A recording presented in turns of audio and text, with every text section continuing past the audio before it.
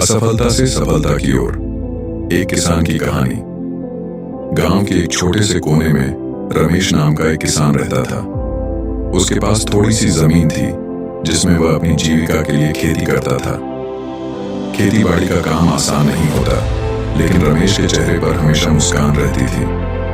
उसकी मेहनत और लगन ने उसे कभी हार नहीं मानने दिया। पहला साल, असफलता की दस्तक गर्मी का मौसम था। रमेश ने अपनी पूरी जमा पूंजी लगाकर नए बीज, उर्वरक और कृषि उपकरण खरीदे। वह दिन रात मेहनत कर रहा था, लेकिन मौसम ने उसका साथ नहीं दिया। बारिश कम हुई और जमीन सूखी रह गई। फसल खराब हो गई और उसकी पूरी मेहनत बेकार चली गई। लोग उसे हंसी में उड़ाने लगे और कहने लगे, रमेश, ये क्या काम किया तूने? खेती तेरे बस की बात नहीं। रमेश दुखी था और उसने हार नहीं मानी। दूसरा साल, पूर्ण प्रयास। अगले साल रमेश ने अपने असफलता से सीखने का निर्णय लिया। इस बार उसने मिट्टी की गुणवत्ता पर ध्यान दिया और जल संरक्षण के तरीकों को अपनाया। उसने अपने खेत में नहर का निर्माण किया ताकि जरूरत के समय पानी की कमी न हो। लोगों ने उसके इस कदम का मजाक उड़ाया, लेकिन रमेश की नजर अपने लक्ष्य पर थी। तीसरा साल, आशा की किरण। इस साल बारिश सामान्य रही। अपनी मेहनत और किए गए काम के चलते रमेश की फसल बहुत अच्छी हुई।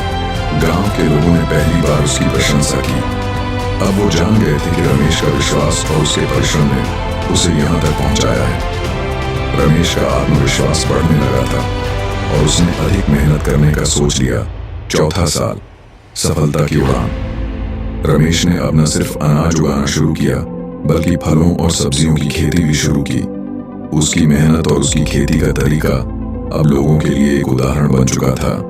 उसकी फसल इतनी अच्छी हुई कि उसने न सिर्फ अपने परिवार का पालन किया, बल्कि गांव के कई लोगों को रोजगार भी दिया। रमेश अब प्रेरणा का स्रोत बन चुका था। निष्कर्ष, आज रमेश की कहानी किसानों और सामान्य लोगों के लिए एक प्रेरणा का स्रोत बन चुकी है। उन्होंने साबित कर दिया कि असफलता अंत नहीं होती, बल्कि यह एक नई शुरुआत होती है। यदि आप काम के प्रति अपनी लगन और ईमानदारी को बनाए रखें, तो किसी भी मुश्किल परिस्थिति से बाहर निकला जा सकता है।